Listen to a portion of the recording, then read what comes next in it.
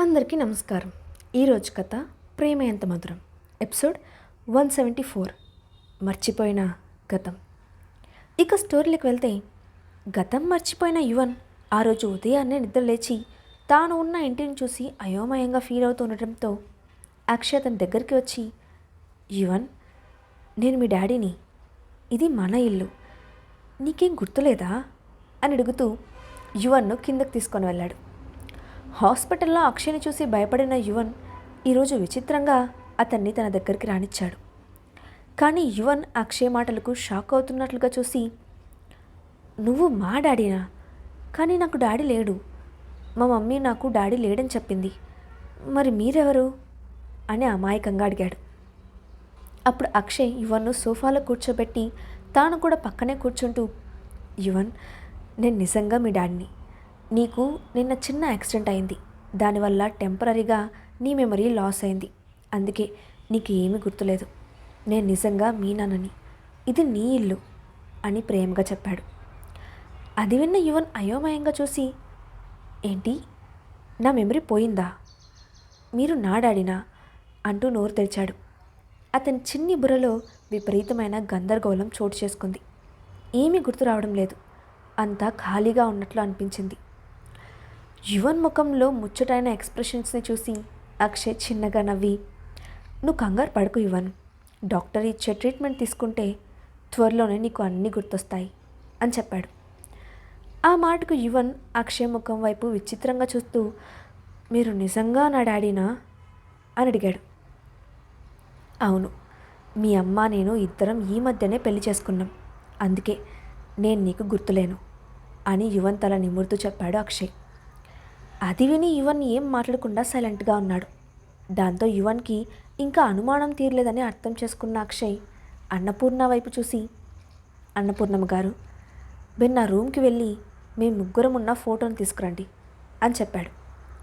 అన్నపూర్ణ వెంటనే హడావిడిగా తల ఊపి పైకి వెళ్ళి అక్షయ్ గదిలో ఉన్న ఫోటోను తీసుకొని కిందకు వచ్చింది. యువన్ ముందు పెట్టింది. యువన్ ఆ ఫోటోను చేతిలోకి తీసుకోగానే అన్నపూర్ణ అతనికి అర్థమయ్యేలా చెప్తూ, యువన్ బాబు, ఇది మీ డాడీ మీ అమ్మను నిన్ను ఎస్టేట్కు తీసుకువెళ్ళినప్పుడు తీసిన ఫోటో. దీన్ని చూస్తుంటే నీకేదైనా గుర్తొస్తూ ఉందా అని అడిగింది. యువన్ ఆ ఫోటో వైపు పరిశీలనగా చూశాడు. అందులో తన తల్లి స్నేహ ముఖంలో అందమైన చిరునవ్వు కనపడుతోంది. వాళ్ళిద్దరి పక్కన నుంచున్న అక్షయ్ ముఖాన్ని చూసిన యువన్ వెంటనే తల పైకెత్తి ఎదురుగా ఉన్న అక్షయ్ని చూశాడు. అయినా నమ్మలేనట్లుగా మళ్ళీ ఆ ఫోటోను అక్షయ్ను మార్చి మార్చి చూశాడు. ఇద్దరూ ఒక్కరే అని అనిపించడంతో యువన్ షాక్ అవుతూ, నిజంగా ఇంత అందమైన అంకుల్ మా డాడీనా అని అనుకున్నాడు. ఆ తర్వాత ఆ ఫోటోను పక్కనే ఉన్న అన్నపూర్ణమ్మకిస్తూ, బామ్మగారు, నిజంగా ఈ ఫోటోలో ఉన్న అంకుల్ మా డాడీ అని నాకు గుర్తు రావడం లేదు అని నిజాయితీగా చెప్పాడు. ఆ మాట విన్న అన్నపూర్ణమ్మ ఆందోళనగా అక్షయ్ వైపు చూసి, సరేంటి అసలు ఇది అని ఆమె మాట్లాడుతూ ఉండగానే అక్షయ్ చేయి పెక్కెత్తి ఆమెను అడ్డుకున్నాడు. అంత ప్రేమగా చూసుకున్న అక్షయ్ను యువన్ ఎలా మర్చిపోయాడో అన్నపూర్ణమ్మకు అర్థం కావడం లేదు. ఆమె మనసులో లెక్కలన్ని ప్రశ్నలున్నాయి. కానీ వాటిని బయటకు అడగలేకపోతోంది. తానెవరో గుర్తులేదని యువన్ చెప్పడంతో అక్షయ్ మనస్సు కొంచెం బాధపడింది. అయినా అతను యువన్ తలపై చేవేసి చిన్నగా నిట్టూర్చి, యువన్, ఫోటో చూసినా కూడా నువ్వు డాడీని నమ్మడం లేదా? నేను నిజంగా మీ డాడీని. నీ ఎడమ కాలిపై పుట్టుమచ్చ ఉందని నాకు కూడా తెలుసు. నేను మీ డాడీని కాకపోతే ఆ విషయం నాకెలా తెలుస్తుంది అని అన్నాడు. ఆ మాట విని యువన్ ఆశ్చర్యపోయాడు. నిజంగానే తన ఎడమ కాలిపై పుట్టుమచ్చ ఉంది. ఆ విషయం తన తల్లికి తనకు తప్ప ఎవరికీ తెలియదు అనుకున్నాడు యువన్. కానీ ఇప్పుడు అక్షయ్ ఆ విషయాన్ని బయటకు చెప్తూ ఉండడంతో అతను నిజంగానే తన తండ్రి అయి ఉంటాడని అనుమానం కలిగింది. దాంతో యువన్ అక్షయ్ వైపు అపనమ్మకంగా చూస్తూనే, మీరు నిజంగా నా డాడీ అయితే మనం ఎప్పుడు కలిసాం? మా మమ్మీ ఏది? ఎక్కడికి వెళ్ళింది? ఇంతసేపు అయినా నా దగ్గరికి ఎందుకు రాలేదు అని అడిగాడు. ఆ ప్రశ్నకు ఏం సమాధానం చెప్పాలో అక్షయ్కు అర్థం కాలేదు. కానీ తన ముఖంలో వచ్చిన అలజడిని వెంటనే సరిదిద్దుకుంటూ, యువన్, మీ అమ్మ కొన్ని రోజుల క్రితం ఆఫీస్ వర్క్ కోసం అబ్రాడ్ వెళ్ళింది. త్వరలోనే తిరిగి వస్తుంది. అప్పటిదాకా నువ్వు ఎలాంటి గొడవ చేయకుండా మమ్మీ కోసం వెయిట్ చేయాలి, అర్థమైందా అని అన్నాడు. ఆ మాట వినగానే యువన్ కొంచెం కంగారు పడ్డట్టుగా కనిపిస్తూ, కానీ మా మమ్మీ అంటూ ఏదో చెప్పబోయి ఆగిపోయాడు. ఎదురుగా ఉన్న వ్యక్తిని డాడీ అని నమ్మకపోయినా అతని మనసులో అక్షయ్పై ఎలాంటి నెగిటివ్ ఫీలింగ్ కలగడం లేదు. ఖచ్చితంగా అతను చెడ్డవాడు కాదని యువన్ మనసుకు తెలుస్తోంది. దాంతో అతను ఇంకేం మాట్లాడకుండానే సరే అని అన్నాడు. యువన్ తనను నమ్ముతున్నాడని అక్షయ్కి అర్థమైంది. దాంతో అతను సంతోషంగా అన్నపూర్ణ వైపు చూసి, అన్నపూర్ణమ్మ గారు, బ్రేక్ఫాస్ట్ రెడీగా ఉందా అని అడిగాడు. యువన్కి అక్షయ్ ఎవరో అర్థం కాకపోయినా అక్షయ్ మాటకు విలువ ఇచ్చి అతను చెప్పినట్లు వినడం చూసి అన్నపూర్ణ హృదయం సంతోషించింది. దాంతో ఆమె వెంటనే తల ఊపుతూ, రెడీగా ఉంది బాబు, త్వరగా రండి వడ్డిస్తాను. ఈరోజు నేను యువన్ బాబుకి ఇష్టమైన బ్రేక్ఫాస్ట్ వండాను అని అంటూనే హడావిడిగా డైనింగ్ టేబుల్ దగ్గరికి వెళ్ళింది. ఆమె కళ్ళల్లో అప్పటిదాకా చూసిన తండ్రి కొడుకుల దృశ్యానికి సంబంధించిన సన్నటి కన్నీటి పొర కదలాడుతూ ఉండటంతో మెల్లగా కళ్ళను తుడుచుకుంది. త్వరలోనే స్నేహం మేడం కూడా తిరిగి వస్తే ఆ కుటుంబం మొత్తం మళ్ళీ కలిసిపోయి సుఖ సంతోషాలతో ఉంటుందని ఆమె కోరుకుంది. అక్షయ్ యువన్ను తీసుకొని డైనింగ్ టేబుల్ దగ్గరికి వెళ్ళాడు. అన్నపూర్ణమ్మ వాళ్ళిద్దరికీ బ్రేక్ఫాస్ట్ వడ్డించింది. టేబుల్పై ఉన్న పూరీ నూడిల్స్ని చూసి యువన్ ఆశ్చర్యంగా నోరు తెరిచి, బామ్మగారు, ఇవన్నీ మీరే చేశారా? ఈ బ్రేక్ఫాస్ట్ అంటే నాకు చాలా ఇష్టం. మీరు నా కోసం ఇవన్నీ చేసి పెట్టినందుకు థ్యాంక్ యూ సో మచ్ అని ముద్దుగా చెప్పాడు. ఆ మాటకు అన్నపూర్ణ కన్నీళ్లు పెట్టుకుంటూ, అయ్యో యువన్ బాబు, మీరేం మాట్లాడుతున్నారు? మీరు రోజు నా చుట్టూ తిరిగి నేను చేసేవన్నీ ఇష్టంగా తినేవాళ్ళు, మీకు ఏం కావాలో అడిగి చేయించుకునేవాళ్ళు. కానీ ఇప్పుడు అవన్నీ మర్చిపోయారు. ఇది మీ ఇల్లు బాబు, ఇక్కడ మీరేం చెప్పినా వెంటనే జరిగిపోతుంది. ఏం కావాలన్నా క్షణాల్లో మీ ముందుంటుంది. మీరు థ్యాంక్స్ చెప్పడం ఏంటి? మీకేం కావాలన్నా నాకు చెప్పండి బాబు అని ఎమోషనల్గా చెప్పింది. యువన్ ఆమె మాటలకు విచిత్రంగా చూసి తర్వాత చిన్నగా నవ్వి ఆమె చేసిన వంటల్లో తినడం మొదలుపెట్టాడు. అవి అతనికి చాలా టేస్టీగా అనిపించడంతో, బామ్మగారు, ఇవి చాలా బాగున్నాయి, నాకు చాలా నచ్చాయి అని చెప్పి హడావిడిగా ఆత్రంగా తింటున్నాడు. అది చూసి అన్నపూర్ణమ్మ ముఖంలో సంతోషం కదలాడింది. పక్కనే కూర్చున్న అక్షయ్ కూడా యువన్ సంతోషం చూసి ఆనందపడ్డాడు. చాలా రోజుల తర్వాత యువన్ మాటలు ఆ ఇంట్లో వినబడుతున్నాయి. దాంతో త్వరలోనే స్నేహాన్ని కూడా ఆ ఇంటికి తీసుకురావాలని, అప్పుడే తన జీవితం ఫుల్ఫిల్ అవుతుందని అనుకున్నాడు. ఆ రోజు అక్షయ్ ఆఫీస్కి వెళ్లకుండా ఇంట్లోనే గడపాలని డిసైడ్ అయ్యాడు. యువన్ అంతా మర్చిపోవడంతో ఆ ఇంటి వాతావరణం కొత్తగా ఉంటుంది కాబట్టి అతను బయటకు వెళ్తే ఏమైనా ఇబ్బంది పడతాడని ఊహించి ఇంట్లోనే ఉన్న స్టడీ రూమ్లో కూర్చొని వర్క్ చేసుకుంటున్నాడు. యువన్ హాల్లో కూర్చొని ఏదో ఆడుకుంటున్నాడు. అక్షయ్ మధ్య మధ్యలో పైనుండి కిందకు చూస్తూ యువన్ను అబ్జర్వ్ చేస్తూ ఉన్నాడు. అందులో భాగంగానే కాసేపటికి స్టడీ రూమ్లో నుంచి బయటకు వచ్చి అక్షయ్ పైనుండి హాల్లో ఉన్న యువన్ను చూశాడు. ఆ టైంలో యువన్ హఠాత్తుగా తల పట్టుకొని గట్టిగా నొక్కుంటూ కనిపించాడు.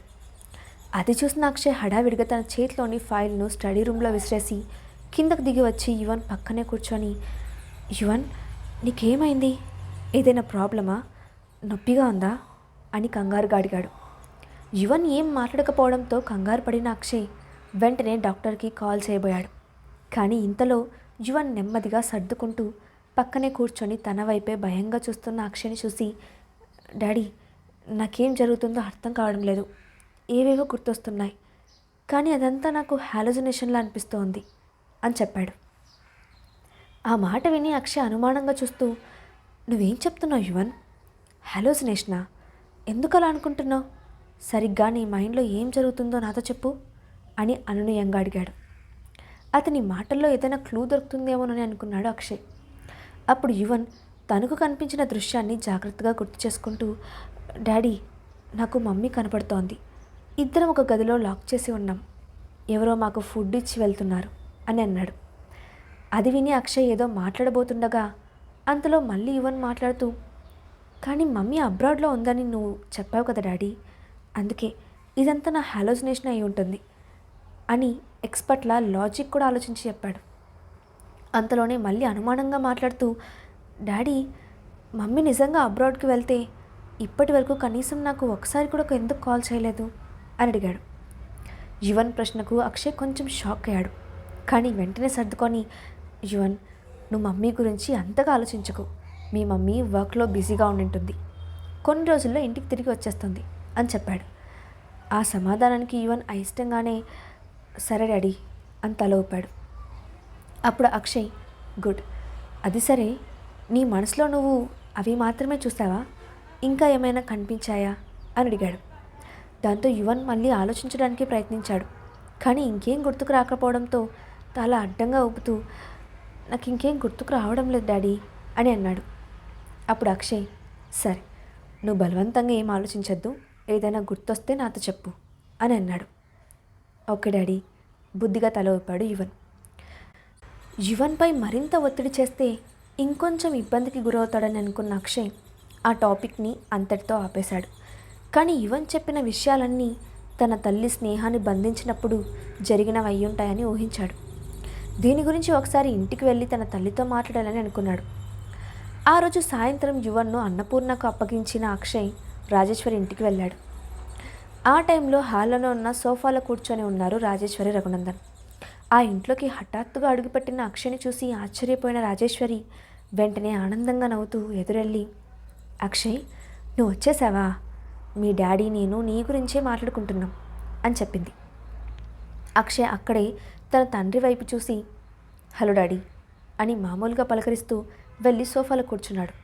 రఘునందన్ హలో అని చెప్పి ముభావంగా ఉండిపోయాడు. అతని ముఖంలో ఎలాంటి ఎక్స్ప్రెషన్ కనిపించలేదు. కొన్ని రోజుల క్రితం తల్లిదండ్రులిద్దరితో గొడవ పెట్టుకొని ఆ ఇంట్లో నుంచి వెళ్ళిపోయాడు అక్షయ్. దాంతో రాజేశ్వరి తన కొడుకు మళ్ళీ ఎప్పుడు తిరిగి వస్తాడా అని ఆశగా ఎదురుచూస్తోంది. ఊహించినట్లుగానే అతను రావడంతో ఆమె ఆనందంగా, అక్షయ్, కరెక్ట్ టైంకి వచ్చావు, ఈరోజు రాత్రి అందరం కలిసి డిన్నర్ చేద్దాం, మనమంతా కలిసి తిని చాలా రోజులైంది అని అంది. అక్షయ్ ఆ మాటకు కాదనకుండా చిన్నగా నవ్వాడు. దాంతో రాజేశ్వరి వెంటనే సర్వెంట్ను పిలిచి ముగ్గురికి డిన్నర్ వడ్డించమని చెప్పింది. ఆ తర్వాత ఇంకేం మాటలు లేకపోవడంతో అక్కడ వాతావరణం హఠాత్తుగా నిశ్శబ్దంగా మారిపోయింది. అప్పుడు రాజేశ్వరి చిన్నగా, ఏంటి సంగతులు అక్షయ్, యువన్ కనిపించాడా అని అడిగింది. ముందు నుంచి ఆమెకు స్నేహపై ఉన్న కోపం తప్ప యువన్పై పెద్దగా కోపం లేదు. అందుకే అతను కనిపించలేదని తెలియగానే తన వాళ్ళని పంపి వెతికించడానికి కూడా ప్రయత్నించింది. అప్పుడు అక్షయ్ చిన్నగా తలూపుతూ యువన్ కనిపించాడు అని చెప్పాడు. ఆ మాట వినగానే రఘునందన్ కూడా తల పైకెత్తి చూశాడు. రాజేశ్వరి వెంటనే ప్రశాంతంగా ఊపిరి పీల్చుకుంది.